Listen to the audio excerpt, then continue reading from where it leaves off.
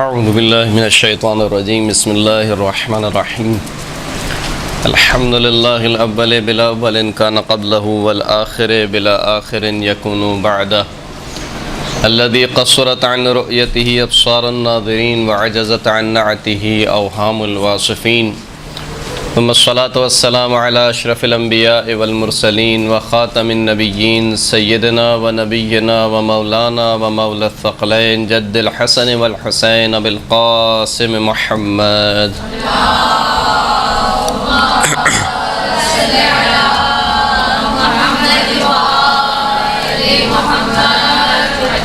وعلى آلہ الطیبین الطاہرین المعصومین الذين اذهب الله عنهم الرجس وطهرهم تطهيرا اللهم صل على محمد وآل محمد واللعنة الدائمة على أعدائهم أجمعين أما بعد فقد قال رسول الله صلى الله عليه وآله وسلم عنوان صحيفة المؤمن حب علي بن أبي طالب صلاة على محمد وآل محمد صلى على محمد وآل محمد۔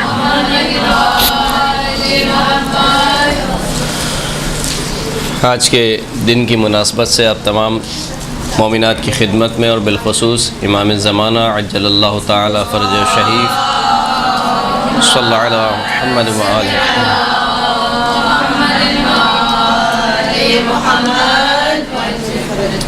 امام کی خدمت میں عرض تہنیت اور مبارکباد پیش کرتے ہیں۔ آج جس ہستی کی ولادت ہوئی ہے شاید اس ہستی کے لیے اس طریقے سے مبارکباد دینی چاہیے کہ خدا کو ولی مبارک، نبی کو وسیع مبارک، فاطمہ کو ہمسر مبارک، حسنین کو ابو الحسنین مبارک، کعبے کو قبلہ مبارک اور علی والوں کو علی مبارک۔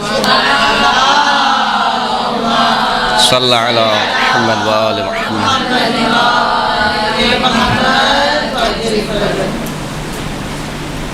مولا کائنات امیر المؤمنین کی ہستی واقعاً انسان کبھی کبھار انسان کی حیرت، انسان کی عقل دنگ رہ جاتی ہے کہ مولا کی شخصیت کے کس پہلو کو انسان ذکر کرے۔ یعنی مولا کائنات نے اپنی زندگی میں جس روپ کو دھارا ہے وہ روپ فضیلت بن گیا، ہر مولا کی ادا فضیلت بن گئی۔ حد ہے کہ مولا کی خاموشی بھی فضیلت بن گئی، یعنی 25 سال جو مولا کائنات خاموش رہے، تلوار نہیں اٹھائی، وہ خاموشی بھی فضیلت بن گئی۔ تو مولا کائنات کی زندگی کا ہر رخ فضیلت ہے، اور انسان کس رخ کو بیان کرے کبھی کبھار انسان حیرت میں رہ جاتا ہے کہ کون سی فضیلت ہے کہ جس کو انسان بیان کرے۔ مولا کائنات امیر المؤمنین علی بن ابی طالب کی شخصیت جس طریقے سے صلی علی محمد وآل محمد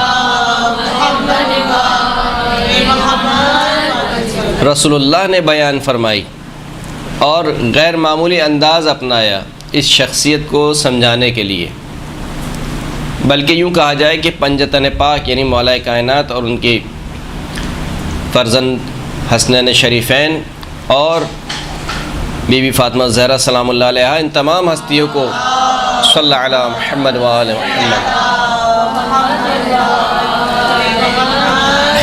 ان تمام ہستیوں کو سمجھانے کے لیے، ان کا تعارف کرانے کے لیے اللہ کے رسول نے غیر معمولی انداز اپنایا ہے۔ مثال کے طور پر کلما دخلت علیہا قام الیہا، کلما دخلت علیہ قام الیہا، جب بھی بی بی داخل ہوتی تھیں رسول اللہ پر، رسول اللہ کیا کرتے تھے؟ صرف کھڑے نہیں ہوتے تھے، قام الیہا، کھڑے ہوتے تھے اور ریسیو کرنے جاتے تھے، یعنی دروازے تک لینے جاتے تھے۔ یہ غیر معمولی کام تھا جس کو نقل کیا راوی نے۔ اگر غیر معمولی کام نہ ہوتا تو راوی نقل نہیں کرتا۔ اگر نارمل پریکٹس ہوتی، عرب کا ہر باپ اس طریقے سے کرتا تو راوی اس کو نقل نہیں کرتا، لیکن راوی اس کو نقل کر رہا ہے، اس کا مطلب ہے کہ کوئی غیر معمولی کام ہے۔ درست ہے؟ اسی طریقے سے مثال کے طور پر رسول خدا سجدے میں ہے اور امام حسین علیہ السلام سوار ہو جاتے ہیں، صلی اللہ علیہ محمد وآل محمد۔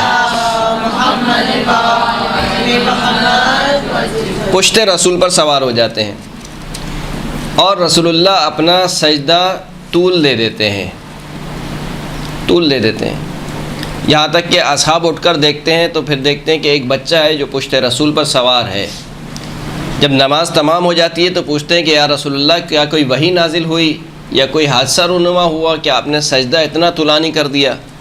تو فرمایا کہ نہ کوئی وحی نازل ہوئی نہ کوئی حادثہ رونما ہوا، بلکہ یہ میرا بچہ میری پشت پر سوار تھا اور میں نے پسند نہیں کیا کہ جب تک یہ خود سے نہ اتر جائے میں سر اپنا سجدے سے اٹھا لوں۔ تو یہ ایک غیر معمولی کام ہے۔ اسی طریقے سے امام حسن مجتبیٰ کے ساتھ بھی یہ کام کیا کہ بچوں کو گود میں اٹھا رہے ہیں، کبھی بچوں کے لیے ناقہ بن رہے ہیں۔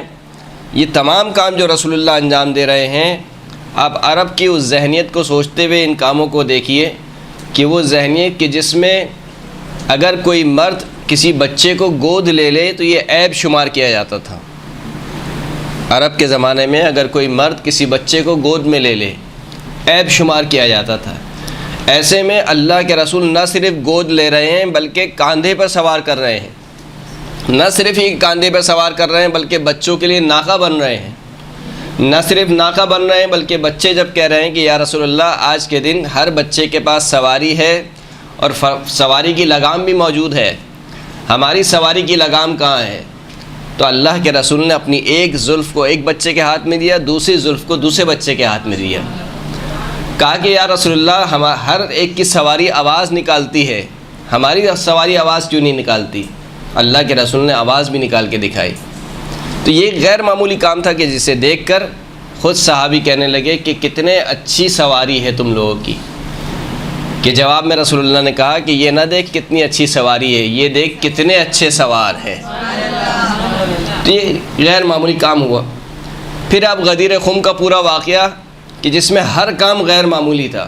بھائی آپ کو اعلان کرنا تھا، آپ منی کے میدان میں کر دیتے اعلان، جب سارا مسلمانوں کا جو ہے وہ مجمع اکٹھا تھا، عرفات میں کر دیتے، یہ جب سارا مسلمانوں کا مجمع اکٹھا تھا کہ نہیں غدیر کے مقام پر کہ جہاں پر سے لوگ الگ الگ ہو رہے ہیں، عراق والے الگ ہو رہے ہیں، شام والے الگ ہو رہے ہیں، اس مقام پر جمع کیا، نہ صرف جمع کیا بلکہ انتظار کرایا گیا۔ پھر انتظار کرانے کے بعد اب اعلان کرنا تھا تو کر دیتے کہ نہیں ایسے نہیں ہوگا۔ ممبر بنایا گیا، جو ممبر بنا وہ بھی غیر معمولی ممبر تھا، عام لکڑیوں کا ممبر نہیں تھا، اونٹوں کی پالانوں کا ممبر بنایا گیا۔ چلیں بھائی اب ممبر بھی بن گیا، اب اعلان کر دیجئے کہ نہیں ایسے اعلان نہیں ہوگا۔ علی کو اوپر بلایا گیا، بلانے کے بعد علی کو اتنا بلند کیا گیا کہ علی کی بغل کی سفیدی نظر آنے لگی، اور پھر اس کے بعد اعلان کیا کہ من کنت مولا ہو فعلی مولا، کہ جس کا میں مولا ہوں اس کا یہ علی ابن ابی طالب صلی اللہ علیہ وسلم۔ تو یہ تمام کام غیر معمولی کیوں انجام دے رہے ہیں اللہ کے رسول؟ اس لیے کہ تاکہ ذہنوں میں نقش ہو جائے، ذہنوں میں نقش ہو جائے۔ اگر ایک کام معمول کے مطابق ہوتا ہے تو وہ اتنا تاثیر نہیں رکھتا۔ جیسے مثال کے طور پر آپ ہر ہفتے یہاں پر آتی ہیں، ہر ہفتے درس ہوتا ہے، ہر ہفتے ایک عالم آتا ہے، وہ آپ کے سامنے گفتگو کرتا ہے، آپ چلے جاتی ہیں۔ لیکن اگر مثال کے طور پر آج کے درس میں آپ آئی ہوں اور کوئی غیر معمولی کام ہو جائے، مثلا کیا غیر معمولی کام ہو جائے؟ مثلا عالم کا امامہ گر جائے، مثال کے طور پر ایک دم سے لائٹ ساری آف ہو جائیں، مثال کے طور پر کوئی بھی غیر معمولی کام ہو جائے تو یہ والا جو درس ہوگا اس حوالے سے یاد رہے گا کہ دیکھیں ہم نے فلاں درس میں شرکت کی تھی، اس میں یہ کام ہوا تھا۔ تو خطبے تو اللہ کے رسول نے بہت سارے دیے ہیں، اپنی پوری زندگی میں خطبے دیتے ہوئے آئے ہیں، لیکن وہ خطبے مسلمانوں کو یاد نہیں رہے کیونکہ معمول کے مطابق تھے۔ وہ خطبہ جو رسول خدا نے غدیر خم میں دیا وہ سب کو یاد رہا، کیوں؟ کیونکہ کام غیر معمولی ہوا تھا۔ درست ہے؟ یہی کام اللہ نے اپنایا کہ علی کی ولادت معمول کے مطابق نہیں کی بلکہ غیر معمولی انداز میں کی، کہ نہ علی سے پہلے کسی بچے کی ولادت ایسی ہوئی اور نہ علی کے بعد اب کسی بچے کی ولادت ایسی ہوگی۔ اب لوگ کہتے ہیں کہ یہ تو اتفاق تھا، بچہ بہرحال کہیں نہ کہیں تو پیدا ہونا تھا، تو فاطمہ بنت اسد کعبے میں چلے گئیں، وہاں پہ پیدا ہو گیا، اس میں فضیلت کون سی ہے؟ اگر گھر پہ رہتی تو گھر میں پیدا ہو جاتا، کعبے کے علاوہ کسی اور کے گھر چلے جاتی تو بچہ تو بہرحال پیدا ہونا ہے کہیں نہ کہیں، تو اس میں کون سی فضیلت ہے؟ تو ہم بھی یہی کہتے ہیں کہ بچہ تو کہیں نہ کہیں تو پیدا ہونا تھا، کعبے کو ہی کیوں چنا گیا؟ بھائی جب آپ خود کہہ رہے ہیں کہ کہیں نہ کہیں پیدا ہونا تھا تو فاطمہ بنت اسد کے گھر پہ ہو جاتا، کسی اور کے گھر پہ ہو جاتا، کعبے کو ہی کیوں چنا گیا؟ اور پھر جس انداز میں چنا گیا کہ فاطمہ بنت اسد کعبے میں در سے داخل نہیں ہوئی ہے بلکہ دیوار کو در بنایا گیا ہے، اور پھر وہ دیوار، پھر وہ جو در بنا ہے وہ در دوبارہ دیوار بن گئی ہے۔ 3 دن تک فاطمہ بنت اسد خانہ کعبہ میں رہی ہیں، اور پھر 3 دن کے بعد فاطمہ بنت اسد خانہ کعبہ سے باہر تشریف لائی ہیں، یہاں تک کہ خانہ کعبہ کے دروازے کو کھولنے کی کوشش کی جاتی ہے مگر یہ خانہ کعبہ کا دروازہ نہیں کھلتا ہے۔ تو یہ تمام کام یہ بتلاتے ہیں کہ یہ کوئی محض اتفاق نہیں ہے کہ آپ کہیں گے محض اتفاق ہے، ایک کام ہونا تھا وہ اس طریقے سے ہو گیا، ایسا نہیں ہے۔ تو جو کام اپنایا گیا ائمہ معصومین علیہ السلام کی ولادت کے وقت، وہ بھی کیا تھا؟ ایک غیر معمولی انداز تھا۔ مولا مشکل کشا کی ولادت کا انداز ایک غیر معمولی انداز تھا۔ ایک اور طریقہ جس کو خداوند کریم نے قرآن مجید میں اپنایا ہے، وہ طریقہ کیا ہے؟ وہ طریقہ یہ ہے کہ شاہد اللہ انہ لا الہ الا اللہ، اللہ گواہی دیتا ہے کہ اللہ کے علاوہ کوئی معبود نہیں ہے۔ اللہ گواہی دیتا ہے کہ اللہ کے علاوہ کوئی معبود نہیں ہے۔ تو آپ کہیں کہ آپ تو خود ہی مدعی ہیں، اب خود ہی گواہ کیسے؟ یعنی اگر میری کوئی چیز چوری ہو جائے مثال کے طور پر، اور میں جاؤں کسی کے پاس اور اس سے کہوں کہ میری چیز چوری ہو گئی ہے، اور وہ مجھ سے کہے کہ گواہ کون ہے؟ میں کہوں کہ میں خود گواہ ہوں، تو کہا کہ بھائی تم خود مدعی ہو، تم خود دعویٰ کر رہے ہو کہ تمہاری چیز چوری ہو گئی ہے، تم خود گواہ کیسے بن سکتے ہو؟ خداوند کریم کہہ رہا ہے کہ میں خود ہی مدعی ہوں اور خود ہی گواہ بھی ہوں۔ اس کا کیا مطلب ہے؟ اس کا مطلب یہ ہے کہ اگر خدائی کمال دیکھنا چاہتے ہو تو کہیں اور تلاش نہ کرو، خود میری ذات میں غور و فکر کرو، یعنی میرے صفات میں غور و فکر کرو۔ مثال دیتے ہیں، مثال کے طور پر اگر ایک چیز سونا ہے اور پوری دنیا کہے کہ وہ چیز سونا نہیں چاندی ہے، تو کیا پوری دنیا کے کہنے سے وہ چیز چاندی میں تبدیل ہو جائے گی؟ نہیں ہوگی۔ ایک چیز اگر چاندی ہے اور پوری دنیا کہے کہ وہ سونا ہے، تو کیا پوری دنیا کے کہنے سے وہ چیز سونا بن جائے گی؟ نہیں بنے گی۔ سونا کیا چیز سونا ہوگی؟ جس میں سونے کا کمال پایا جاتا ہوگا، اور چاندی وہ چیز ہوگی جس میں چاندی کا کمال پایا جاتا ہوگا۔ نہ کسی کے کہنے سے کوئی چیز سونا بنتی ہے، نہ کسی کے کہنے سے کوئی چیز چاندی بنتی ہے۔ بالکل یہی معاملہ عقائد کا ہے۔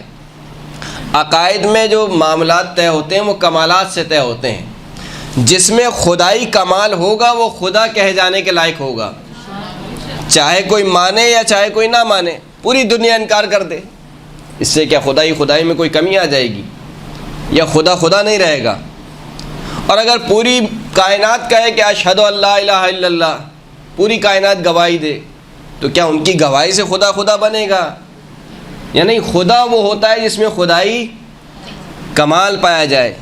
اسی بات کو یہ آیت واضح کر رہی ہے، شاہد اللہ انہ لا الہ الا اللہ، خود خدا کی ذات یہ اس بات پر گواہ ہے کہ خدا کے علاوہ کوئی اور معبود ہو ہی نہیں سکتا ہے۔ درست ہے؟ اسی طریقہ کار کو انبیاء کرام نے اپنایا قرآن مجید میں۔ حضرت ابراہیم نے جب سورج کو دیکھا تو کہا کہ یہ میرا رب ہے، جب پہلے ستارے کو دیکھا کہا کہ یہ رب ہے، فلما افلت قال انی لا احب العافلین، جب وہ ڈوب گئے تو کہا کہ میں ڈوب جانے والے کو پسند نہیں کرتا، یعنی جو ڈوب جائے وہ خدا ہو ہی نہیں سکتا۔ تو خدا کو خدائی کمال سے پہچانوا رہے ہیں، یہ بات واضح ہو گئی۔ اسی طریقے سے آپ آ جائیے نبوت کے مرحلے پر۔ نبی وہ ہوگا جس میں نبوت کا کمال پایا جاتا ہوگا، چاہے کوئی مانے چاہے کوئی نہ مانے۔ حضرت نوح علیہ الصلوۃ والسلام، حضرت ہود علیہ الصلوۃ والسلام، حضرت صالح علیہ الصلوۃ والسلام اپنی قوم کو سمجھاتے رہے، اور ان کی قوم جواب میں کیا کہتی رہی کہ تم ہماری طرح کے ایک بشر ہو، یعنی تم جو یہ نبوت کا دعویٰ کر رہے ہو یہ فقط ایک ڈھونگ ہے، تم ہماری طرح کے ایک بشر ہو، تم ہماری طرح کھاتے پیتے ہو، ہماری طرح چلتے پھرتے ہو، ہماری طرح سوتے جاگتے ہو، تم میں اور ہم میں کوئی فرق نہیں ہے۔ لیکن تمام انبیاء کہتے رہے کہ صحیح ہے کہ ہم بشر ہیں، لیکن ہم بشر ہونے کے باوجود خداوند کریم نے ہم پر ایک خاص فضل کیا ہے کہ ہمارا رابطہ وحی الہی کے ذریعے سے خداوند کریم سے ہے، لیکن نہیں مانا۔ کیا ان کے نہ ماننے سے، مثال کے طور پر حضرت نوح علیہ السلام 950 سال تبلیغ کی، کشتی میں کتنے بندے سوار ہوئے؟ بہت تھوڑے سے بندے سوار ہوئے. تو کیا آپ یہ کہیں گی کہ کیونکہ لوگوں نے ان کا انکار کر دیا لہٰذا وہ نبی نہیں ہیں؟ نبوت کے مرحلے میں بھی کیا چاہیے؟ نبوت کا کمال چاہیے، رسالت کا کمال چاہیے. اسی طریقے سے امامت کے مرحلے پہ بھی امامت کا کمال ہونا ضروری ہے.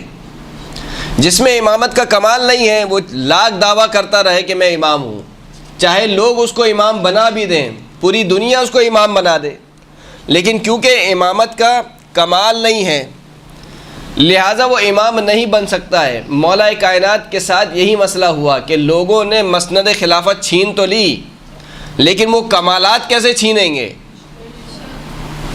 اب غور کیجئے، یعنی تاریخ میں 25 سال تک مولا کائنات خلافت سے، خلافت ظاہری سے محروم رہے، لیکن ان 25 سالوں میں جو بھی خلیفہ بنا وہ آتا کس کے پاس تھا؟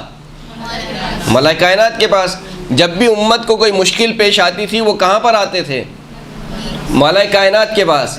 تو اسی لیے جب خلیل ابن احمد فرائدی جو کہ مولا کا شاگرد ہے اس سے کسی نے پوچھا کہ ما ہوا الدلیل ان علی ابن ابی طالب امام الکل، کیا دلیل ہے کہ علی ابن ابی طالب پوری امت کے امام ہیں؟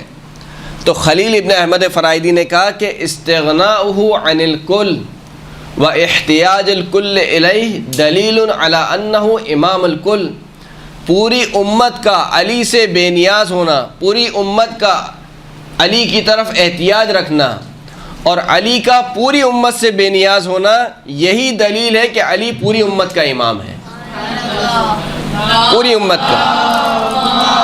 صلی اللہ علیہ وسلم.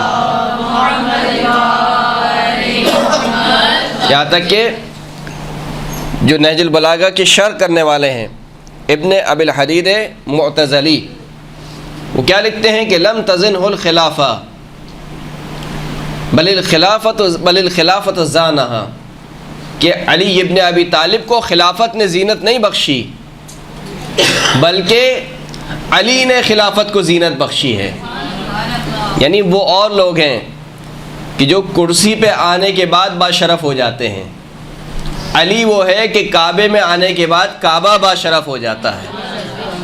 تو یہ فرق ہے علی میں اور دوسروں میں کہ وہ کمالات کسی کے پاس نہیں تھے جو علی ابن ابی طالب کے پاس تھے. لہذا جو ہم نے شروع میں بات کہی کہ مولا کائنات کی زندگی کا ہر پہلو فضیلت ہے، اس سے مراد کیا تھی؟ اس سے مراد یہ تھی کہ علی کی نماز کی جیسی کسی کی نماز نہیں، علی کے روزے کے جیسا کسی کا روزہ نہیں، علی کے قیام کے جیسا کسی کا قیام نہیں، علی کے رکوع کے جیسا کسی کا رکوع نہیں. علی کی ولادت بھی فضیلت، علی کی شہادت بھی فضیلت. یہ خطابت نہیں ہے، یعنی حقیقت ہے. اسی حقیقت کو اللہ کے رسول نے بیان کیا. یعنی آپ سوچئے کہ ایک وہ ہستی کہ جس کی محبت کو ایمان کی کسوٹی بنا دیا جائے. حب علی ایمان و بغضہ کفر و نفاق، علی کی محبت ایمان ہے اور علی سے بغض کفر اور نفاق ہے. جس کو ایمان کی کسوٹی بنا دیا جائے اس کا خود کا ایمان کس مرحلے پر ہوگا؟ وہ کل ایمان نہ ہوگا تو اور کیا ہوگا؟ بہت زیادہ تاکید کی گئی اللہ کے رسول نے مولا کائنات کی محبت کو اختیار کرنے پر، بہت زیادہ تاکید کی. عنوان صحیفۃ المؤمن حب علی ابن ابی طالب. مومن کا جو نامہ اعمال ہے اس کا جو عنوان ہے، جو ٹائٹل پیج ہے، سر ورق ہے، اس کے اوپر لکھا ہوگا یہ علی ابن ابی طالب کا چاہنے والا ہے. یعنی یہ کم بات نہیں ہے. مسئلہ یہ کہ حدیثیں نقل ہوتی ہیں اور طرفین نے نقل کی ہیں، ایسا بھی نہیں کہ فقط شیعہ کتابوں میں، لیکن اس حدیث کو سمجھے گا کون کہ اللہ کے رسول کیا سمجھانا چاہ رہے ہیں. عنوان صحیفۃ المؤمن حب علی ابن ابی طالب. مومن کے نامہ اعمال کا جو عنوان ہے وہ کیا ہے؟ علی ابن ابی طالب کی محبت ہے. یہاں تک کہ یہ بھی روایت طرفین میں نقل ہوئی ہے کہ پل صراط سے کوئی شخص نہیں گزر پائے گا مگر یہ کہ جس کے پاس من معہ براءۃ من ولایت علی ابن ابی طالب، جس کے پاس علی ابن ابی طالب کی ولایت کا پروانہ ہو.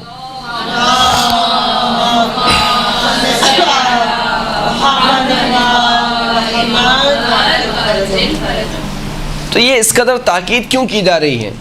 کیوں بار بار اللہ کے رسول امت سے کہہ رہے ہیں کہ دیکھو میرے اہل بیت سے محبت اختیار کرو، اور بالخصوص مولا کائنات کے لیے، کہ جہاں ایمان کی کسوٹی بنا دیا، کہا کہ مومن کے صحیفے کا عنوان، مومن کے نام اعمال کا عنوان مولا کائنات کی محبت ہے، یہ تاکید کیوں ہے اس قدر؟ میں کچھ حدیث آپ کی خدمت میں پیش کرنا چاہوں گا کہ جو خود محبت کو اختیار کرنے کے بارے میں رسول خدا نے فرمائی ہیں۔ کچھ حدیثیں ہوئے ہیں کہ جس میں مولا کائنات کی محبت کو اللہ کی محبت قرار دیا گیا۔ ان اللہ تعالی عہد الی عہدا فی علی، خداوند کریم نے مجھ سے علی کے بارے میں ایک عہد لیا۔ فقلت یا ربی بینہ لی، میں نے پروردگار سے کہا کہ یا ربی، اے پروردگار میرے لیے اس عہد کو بیان فرما۔ فقال اسمع، تو اللہ نے کہا کہ اے حبیب سنو۔ فقلت سمعت، میں نے کہا کہ میں سن رہا ہوں۔ فقال ان علی رایۃ الہدی، علی ہدایت کا پرچم ہے۔ و امام اولیائی، علی میرے اولیاء کا امام ہے، میرے چاہنے والوں کا امام ہے۔ و نور من اطاعنی، علی ہر اس شخص کا نور ہے جو میری اطاعت کرتا ہے۔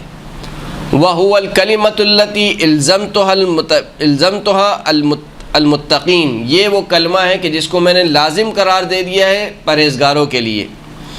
من احبہ احبنی، جو علی سے محبت کرے گا وہ مجھ سے محبت کرے گا۔ علی کی محبت کو مساوی قرار دیا کس کا؟ اللہ کی محبت کا۔ جیسے قرآن مجید کی آیت میں رسول اللہ کی محبت کو، رسول اللہ کے اتباع کو مساوی قرار دیا کس کا؟ اللہ کی محبت کا۔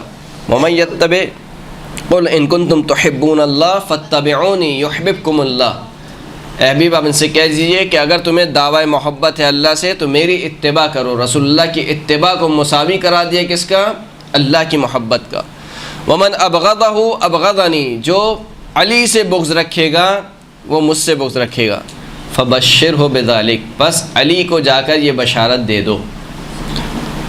اسی طریقے سے ایک اور روایت جو کہ ابن عباس سے نقل ہوئی ہے، بعثنی النبی صلی اللہ علیہ وآلہ الی علی بن ابی طالب فقال انت سید فی الدنیا وسید فی الآخرہ۔ ابن عباس کہتے ہیں کہ مجھے رسول اللہ نے علی ابن ابی طالب کے پاس بھیجا اور کہا کہ علی سے کہو کہ وہ دنیا میں بھی سید و سردار ہے، آخرت میں بھی سید و سردار ہے۔ من احبک فقد احبنی، اے علی جو تجھ سے محبت رکھے گا وہ مجھ سے محبت رکھے گا۔ وحبیبک حبیب اللہ، جو تجھ سے محبت رکھے گا، جس کو تجھ سے محبت ہوگی اس کو اللہ سے محبت ہوگی۔ وعدوک عدوی، تیرا دشمن میرا دشمن ہے۔ وعدوی عدو اللہ، جو میرا دشمن ہے وہ اللہ کا دشمن ہے۔ الویل لمن ابغضک من بعدی، وائے ہو عذاب و خدا کا اس شخص پر جو میرے بعد تجھ سے بغض رکھے۔ صلوات پڑھیں محمد و آل محمد۔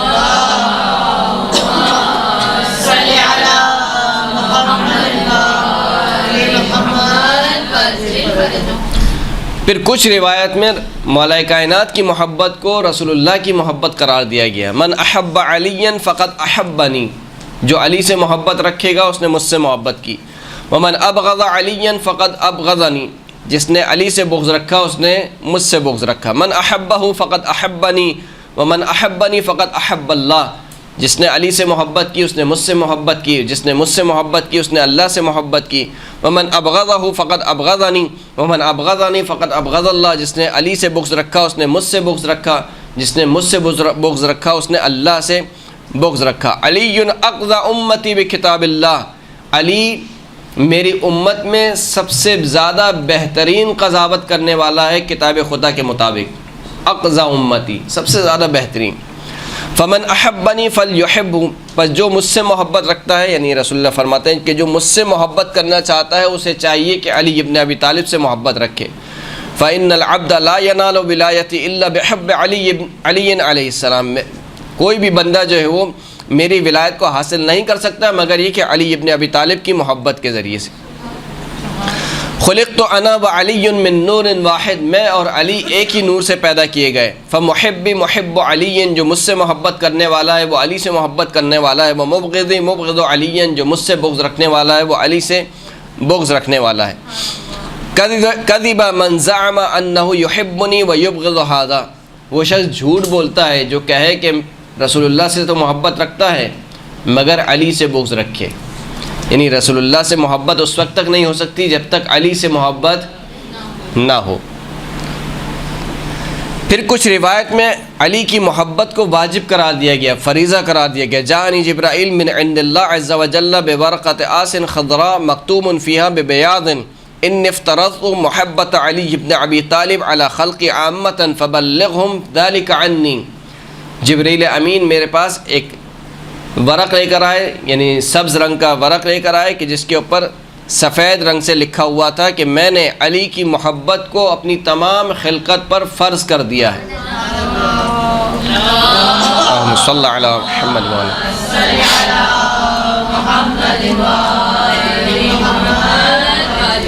اسی طریقے سے ایک اور روایت میں آیا کہ ان جبرائیل حبط علی یوم الاحزاب، احزاب والے دن جبرائیل مجھ پر نازل ہوئے. وقال ان ربک یقرؤک السلام، آپ کا پروردگار آپ پر سلام بھیجتا ہے.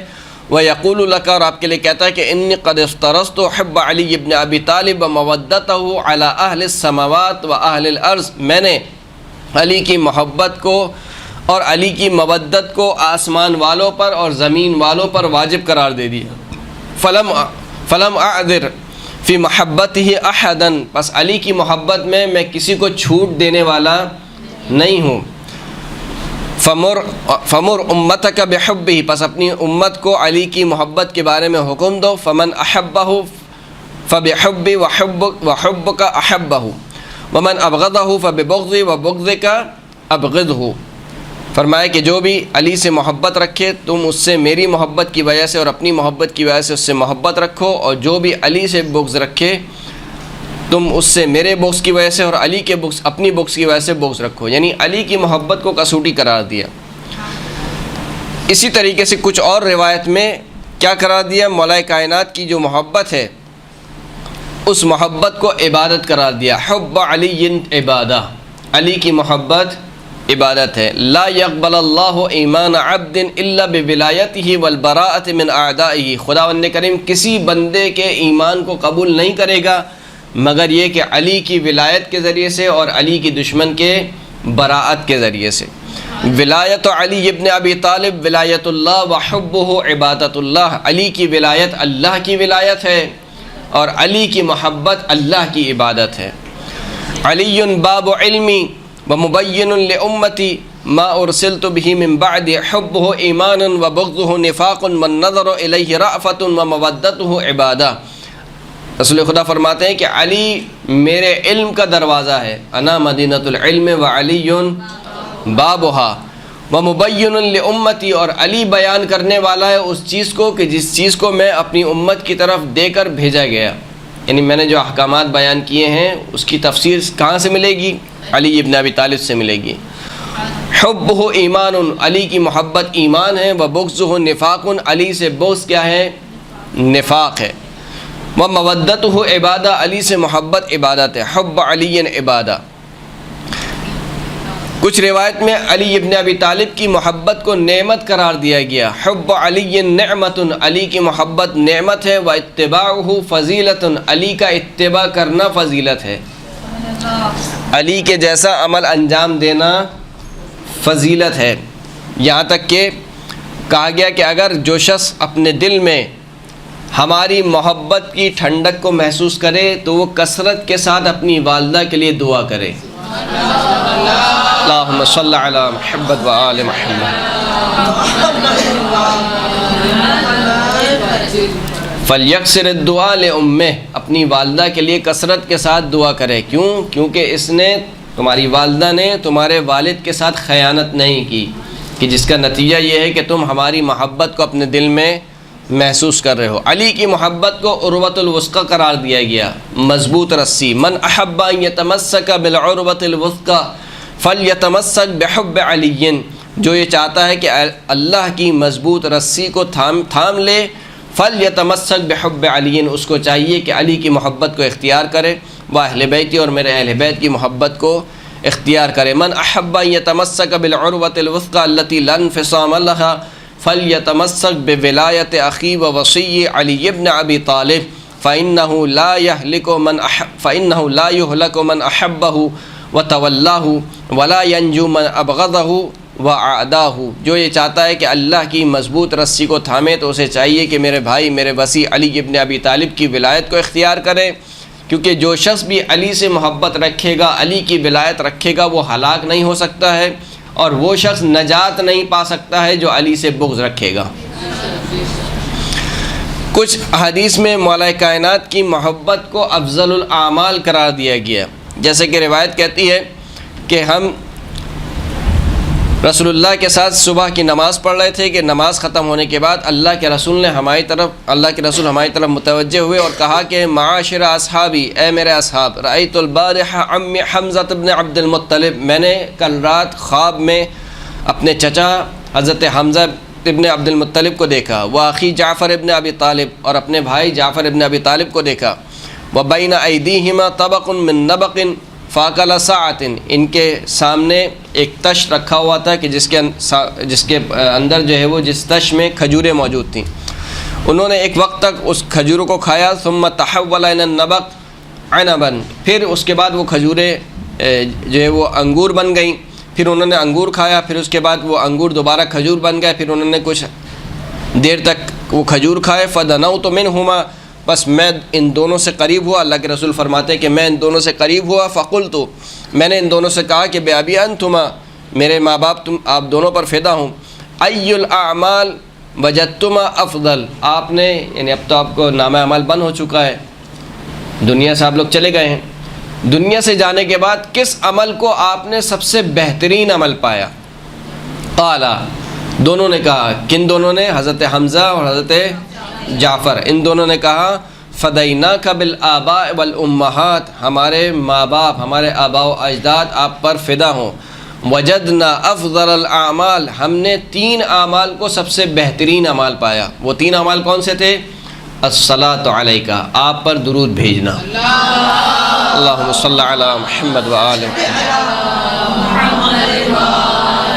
محمد، وسقی الماء، پانی پلانا، اور تیسرا عمل حب علی ابن ابی طالب،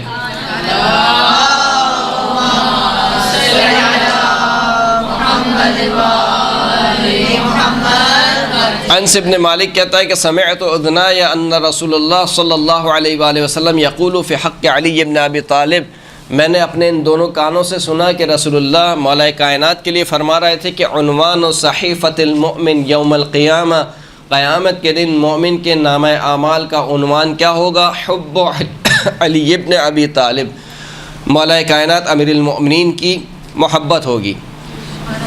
اس کے علاوہ بھی کئی احادیث ہیں، یعنی فریقین کی حدیث سے ثابت ہے، تو یہ آخر کیا ماجرا ہے کہ اللہ کے رسول کہہ رہے ہیں کہ علی کی محبت اختیار کرو، علی کی محبت اختیار کرو۔ اچھا مجھے ایک بات بتائیے کہ اگر میں کسی شخص کے متعلق آپ سے کہوں کہ تم فلاں شخص کی محبت اختیار کرو، تو کیا آپ کے چاہنے سے آپ کسی سے محبت کر سکتی ہیں؟ یعنی محبت کے اسباب آپ کے اختیاری ہیں، محبت ہو جانے کے اسباب، محبت کسی وجہ سے ہوتی ہے، کسی بھی وجہ سے ہوتی ہے، مثلا کسی نے آپ کے ساتھ بہت نیکی کی، کسی نے آپ کو مثال کے طور پر گھر دلا دیا، کسی نے آپ کو مثال کے طور پر گاڑی دلا دی، مثلا خواتین ہیں تو مثلا سونے کا سیٹ دلا دیا کسی کو مثال کے طور پر، درست ہے؟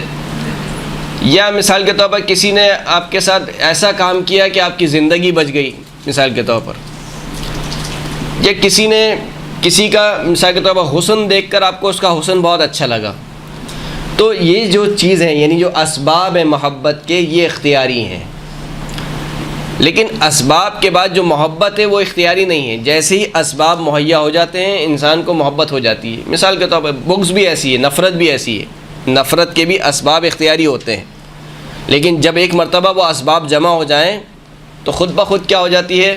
انسان کو نفرت ہو جاتی ہے، پھر یہ کہنا نہیں پڑتا کہ تم نفرت اختیار کرو، پھر یہ کہنا نہیں پڑتا کہ تم محبت اختیار کرو، اسباب اختیاری ہیں، لیکن خود حب اور بغض یہ دونوں جو چیزیں ہیں اسے کہنا چاہیے کہ ایک کیفیت قلبی ہے، انسان کے دل کی کیفیت ہے، محبت اور بغض انسان کے دل کی کیفیت ہے، یہ اختیار میں نہیں ہے انسان کے۔ تو کیوں ایک اس کام پر اللہ کے رسول بار بار تاکید کر رہے ہیں کہ جو انسان کے اختیار میں نہیں ہے؟ کہ محبت اختیار کرو، محبت اختیار کرو۔ اس کا مطلب یہ ہے کہ یہ روایتیں یہ کہنا چاہتی ہیں کہ علی ابن ابی طالب کی معرفت حاصل کرو، کیونکہ معرفت سبب ہے کس کا؟ محبت کا۔ جب تک معرفت نہیں ہوگی اس وقت تک محبت نہیں ہوگی۔ یہ ایک یعنی جسے کہنا چاہیے کہ ایک اشارہ ہے جو نکل سکتا ہے اس حدیث سے، ورنہ تو حب اور بغض جیسا کہ میں نے عرض کیا کہ ایک انسان کے دل کی کیفیت ہے۔ آپ لاکھ کہیں، مثال کے طور پر ایک انسان ہے کہ جس سے مجھے اس سے نفرت ہے، مثال کے طور پر آپ مجھ سے کہیں کہ نہیں تم اس سے محبت کرو، تو میں کیسے کروں گا محبت؟ تو یا تو یہ ہے کہ دیکھو اگر تم دلی طور پر محبت نہ بھی کر پا رہے ہو تو کم از کم اعضاء و جوارح سے نفرت کا اظہار نہ کرو۔ یعنی کیا مطلب؟ یعنی تمہارا قول اور تمہارا فعل اس شخص کے برخلاف نہیں ہونا چاہیے۔ محبت کا مطلب کیا ہے کہ تمہارا قول اور تمہارا فعل اس شخص کے برخلاف نہیں جانا چاہیے، اگرچہ کہ تمہارے دل میں محبت نہیں ہے۔ نہیں ہے سے مراد یہ کہ تم نہیں کر پا رہے ہو، اس مرحلے پر نہیں پہنچ رہے ہو، پھر بھی کہا کہ تمہارا قول اور فعل اس شخص کے برخلاف نہیں ہونا چاہیے۔ تو یہ جو اللہ کے رسول تاکید کر رہے ہیں، اور تیسرا مطلب جو سمجھ میں آ رہا ہے ان روایات سے وہ یہ ہے کہ یہ جو روایات ہیں گی فقط فضیلت کی روایت نہیں ہے کہ آپ کہیں کہ فقط ایک فضیلت تھی مولا کائنات کی لہٰذا اللہ کے رسول بیان فرما رہے ہیں۔ جب علی کی محبت کو کسوٹی بنا رہے ہیں ایمان کی اور بوس کی، اس کا مطلب یہ ہے کہ علی حجت خدا ہے۔ اس کا مطلب یہ ہے کہ میرے بعد تمہیں علی کی پیروی کرنی ہے۔ ان روایت کا مطلب یہ ہے، نہ یہ کہ ہم مثال کے طور پر کہیں کہ صحیح ہے اللہ کے رسول نے محبت کرنے کا حکم دیا تھا، صحیح ہے ہم محبت کرتے ہیں، محبت کریں گے تو کیسے اظہار ہوگا؟ محبت کا اظہار چاہیے یا نہیں چاہیے؟ یا فقط آپ کہیں کہ بس دل سے محبت کرتے ہیں، زبان سے محبت کرتے ہیں؟ نہیں، جب کوئی شخص کسی سے محبت کرتا ہے تو محبوب کے تقاضوں کو پورا کرتا ہے۔ جو چیز محبوب کو پسند ہوتی ہے وہی اس کو پسند ہوتی ہے، جس چیز سے محبوب بغض رکھتا ہے وہی اس چیز سے یہ شخص بھی کیا رکھتا ہے؟ بغض رکھتا ہے۔ تو یہ جو محبت کرنے کا حکم دیا جا رہا ہے، کہا کہ کیوں؟ علی ابن ابی طالب ذات الہی میں فانی شخصیت ہے، جس کو علی سے محبت ہوگی اس کا کردار الہی کردار ہو جائے گا۔ کب ہوگا؟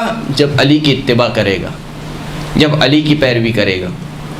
اور یہ محبت خود بخود اس بات کا تقاضا ہے، آپ کو جس سے محبت ہوتی ہے اس کے دشمن سے کیا ہوتی ہے؟ نفرت ہوتی ہے۔ یہ نہیں ہو سکتا کہ محبوب سے بھی محبت ہو اور محبوب کے دشمن سے بھی محبت ہو سکتا ہے؟ نہیں ہو سکتا، سوائے مسلمانوں کے اور کہیں نہیں ہو سکتا، کہ جہاں قاتل بھی رضی اللہ ہے اور مقتول بھی رضی اللہ ہے۔ کیسے ممکن ہے کہ آپ کہیں کہ ایک طرف علی ابن ابی طالب ہے، ایک طرف دوسرا گروہ ہے؟ کہا کہ علی سے بھی محبت ہے، جو لڑ رہا ہے علی کے پر تلوار چلا رہا ہے، علی کے قتل کے در پہ ہے، آپ کہیں گے مجھے اس سے بھی محبت ہے۔ اس کا مطلب ہے کہ آپ محبت میں سچے نہیں ہیں۔ جیسے خود مولا کائنات کی حدیث ہے کہ خدا نے کسی قلب میں، جو قرآن مجید کی آیت بھی ہے کہ خداوند کریم نے کسی بھی انسان کے اندر دو دل نہیں رکھے ہیں، دل ایک ہی ہے۔ کہا کہ یہ نہیں ہو سکتا کہ ہماری محبت اور ہمارے دشمنوں کی محبت ایک دل میں جمع ہو جائے، یہ ممکن نہیں ہے کہ ہم سے بھی محبت ہو ہمارے دشمنوں سے بھی محبت ہو، نہیں ہو سکتا یہ۔ لہٰذا جو شخص ہم سے محبت کرتا ہے اور ہمارے دشمنوں سے بھی محبت کا دعویٰ کرتا ہے، کہا کہ یہ جھوٹا ہے، یہ ہماری محبت میں کیا ہے؟ جھوٹا ہے، اپنے دعوے میں جھوٹا ہے۔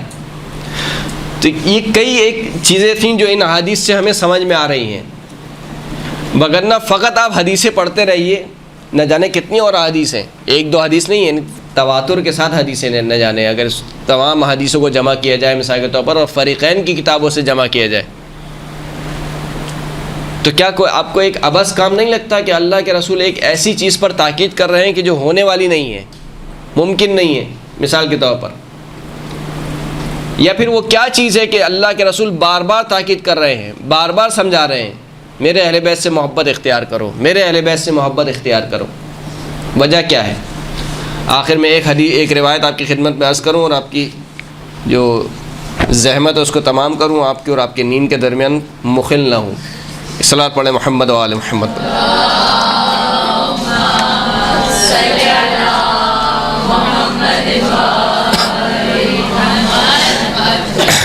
ابن عمر سے روایت ہے سألنا النبی عن علی ابن ابی طالب، ہم نے علی ابن ابی طالب کے بارے میں رسول اللہ سے سوال کیا، فغضب، تو اللہ کے رسول غضبناک ہو گئے، ثم قال، اس کے بعد فرمایا کہ ما بال اقوام یذکرون من منزلتهم من اللہ کا منزلتی، اس قوم کو کیا ہو گیا ہے کہ علی کے اندر کیڑے نکالتے ہیں، علی کے کردار میں شک کرتے ہیں کہ وہ علی کے جس کی منزلت ایسے ہی ہے کہ جیسی میری منزلت خدا کے نزدیک ہے۔ پھر فرمایا کہ الا ومن احب علی احبنی، جو علی سے محبت رکھے گا وہ مجھ سے محبت رکھے گا، ومن احبنی فقد رضی اللہ عنہ، جو مجھ سے محبت رکھے گا اللہ اس سے راضی ہو جائے گا۔ بس رضی اللہ عنہ کا معیار یہاں پر مل گیا۔ رضی اللہ عنہ کا معیار کس کے آگے رضی اللہ عنہ لگانا ہے؟ کہ جو علی سے محبت رکھے اور علی کے دشمن سے بغض رکھے، وہ رضی اللہ عنہ ہے۔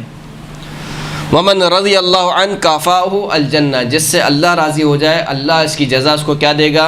جنت دے گا۔ الا ومن احب علی لا یخرج من الدنیا حتی یشرب من الکوثر ویأکل من طوبى ویری مکانہ فی الجنہ، آگاہ ہو جاؤ جو علی سے محبت رکھے گا وہ دنیا سے نہیں جائے گا مگر یہ کہ خداوند کریم اس کو حوض کوثر سے سیراب کرے گا۔ اللہم صل علی محمد و آل محمد۔ اور جو طوبہ کا جو درخت ہے جنت میں، طوبہ کے جنت میں جو درخت ہے اس سے اس کو پھل کھلائے گا۔ وَيَرَى مَكَانَهُ فِي الْجَنَّةِ، جیسے ہی وہ اس دنیا سے رخصت ہوگا اپنی جو مکان ہے، اپنا جو درجہ ہے جنت میں اس کو دیکھ لے گا اپنی آنکھ سے۔ الا ومن احب علیًا قبل صلاتہ وصیامہ وقیامہ واستجاب لہ دعاہ، آگاہ ہو جاؤ جو علی سے محبت رکھے اس کی نماز بھی قبول ہو گئی، اس کا روزہ بھی قبول ہو گیا، اس کا قیام بھی قبول ہو گیا، اس کی دعا بھی مستجاب ہو گئی۔ جیسے میں کبھی کبھار مجالس میں عرض کرتا ہوں یہ جملہ کہ ہمارے نماز روزوں میں وزن ہی ولایت محمد اور آل محمد کا ہے، ورنہ نہ ہماری نمازیں اس قابل ہیں نہ ہمارے روزے اس قابل ہیں۔ جو نماز ہم پڑھتے ہیں وہ نماز منہ پہ دے مارنے کے قابل ہے، تو ہم جو نمازیں پڑھ رہے ہیں وہ کس کے صدقے میں قبول ہوں گی؟ علی ابن ابی طالب، اہل بیت اطہار محمد اور آل محمد کی ولایت کے وسیلے سے۔ الا ومن احب علیًا استغفرت لہ الملائکہ وفتحت لہ ابواب الجنۃ الثمانیہ یدخلها من ای باب شاء بغیر حساب، آگاہ ہو جاؤ جو علی ابن ابی طالب سے محبت رکھے گا ملائکہ اس کے لیے استغفار کریں گے اور اس کے لیے جنت کے 8 دروازے کھول دیے جائیں گے، جس دروازے سے چاہے گا جنت میں داخل ہو جائے گا۔ الا ومن احب علیًا اعطاہ اللہ کتابہ بیمینہ وحاسبہ حساب الانبیاء، آگاہ ہو جاؤ جو علی سے محبت رکھے گا خداوند کریم اس کا نامہ اعمال سیدھے ہاتھ میں دے گا اور اس کا حساب انبیاء کے حساب کی طرح ہوگا، اس کی بازپرس انبیاء کے بازپرس کی طرح ہوگی۔ الا ومن احب علیًا حبن اللہ علیہ سکرات الموت وجعل قبرہ روضۃ من ریاض الجنہ، آگاہ ہو جاؤ جو علی ابن ابی طالب سے محبت رکھے گا خداوند کریم موت کی سختیوں کو اس کے اوپر آسان کر دے گا، آسان کر دے گا۔ سختیاں ہوں گی لیکن کیا ہوں گی؟ آسان ہوں گی، اور اس کی قبر کو جنت کے باغوں میں سے ایک باغ قرار دے گا۔ الا ومن احب علیًا اعطاہ اللہ بکل عرق فی بدن حوراء وشفع فی 80 من اہل بیتہ ولہ بکل شعرۃ فی بدن حوراء ومدینۃ فی الجنہ، آگاہ ہو جاؤ جو علی سے محبت رکھے گا خداوند کریم اس کے بدن کے ہر رگ کے بدلے میں، جتنے بدن میں رگ ہیں انسان کی، ہر رگ کے بدلے میں خداوند کریم اس کو جنت میں ایک حور عطا کرے گا۔ یعنی اگر مرد ہے تو اس کو حور ہوگی اور اگر عورت ہے تو اس کو کیا ملیں گے؟ غلمان۔ مردوں کو حور ملے گی اور عورتوں کو غلمان ملیں گے۔ وشفع فی 80 من اہل بیت، ایسے شخص کو اجازت ہوگی کہ وہ اپنے گھر والوں میں سے 80 افراد کی شفاعت کر لے۔ وَلَهُ بِكُلِّ شَعْرَةٍ، ہر بال جو اس کے جسم پر ہے ہر بال کے بدلے میں خداوند کریم ایک حور دے گا اور جنت میں ایک شہر اس کے لیے دے گا۔ الا ومن احب علیًا بعث اللہ الیہ ملک الموت کما یبعث الی الانبیاء ودفع اللہ عنہ حول منکر ونکیر وبیض وجہہ وکان مع حمزہ سید الشہداء، آگاہ ہو جاؤ جو علی ابن ابی طالب سے محبت رکھے گا خداوند کریم اس کی طرف موت کے فرشتوں کو ایسے بھیجے گا کہ جیسے اپنے انبیاء کی طرف فرشتوں کو بھیجتا ہے، اور اس سے منکر اور نکیر کے جو ہولناکی ہے اس کو دور کر دے گا اور اس کے چہرے کو روشن کر دے گا اور اس کو حضرت حمزہ سید الشہداء کے ساتھ رکھے گا۔ اللہم صلی علی محمد و آل محمد۔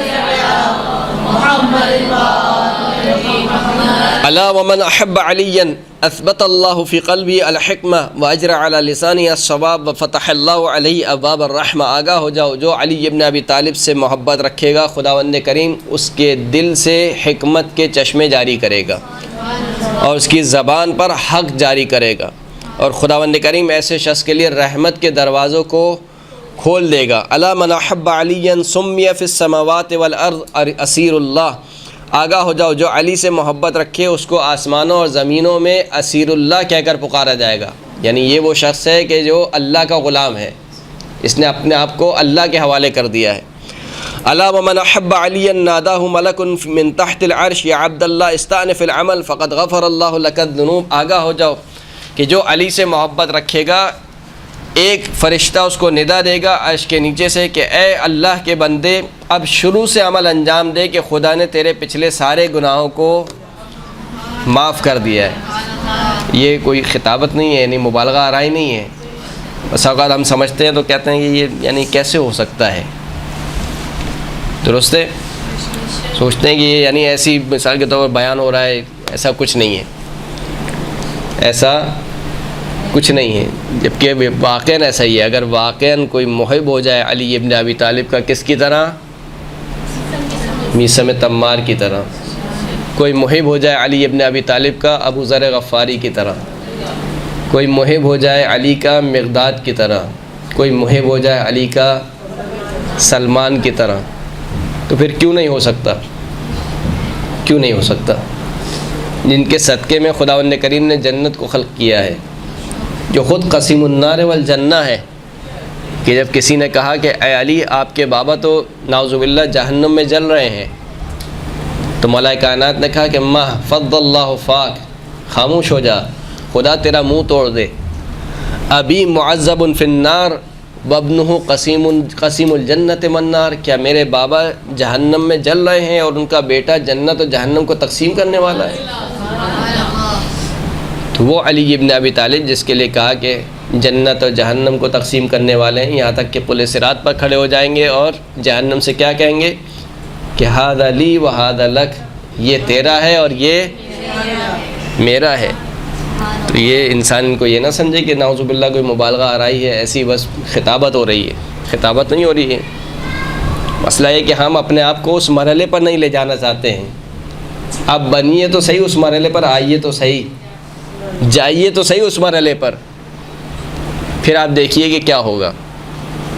جب معصوم کی خدمت میں ایک شخص آیا اور کہا کہ جب تیری روح یہاں پر آ جائے گی نا، گردن کی طرف اشارہ کیا، نہیں جب روح نکلے گی یہاں پر آ جائے گی، کہا پھر تجھے پتہ چلے گا کہ ہماری محبت کیا ہے، پھر تجھے معلوم ہوگا کہ ہماری محبت کیا ہے۔ وآخر الدعوانا الحمد للہ رب العالمین۔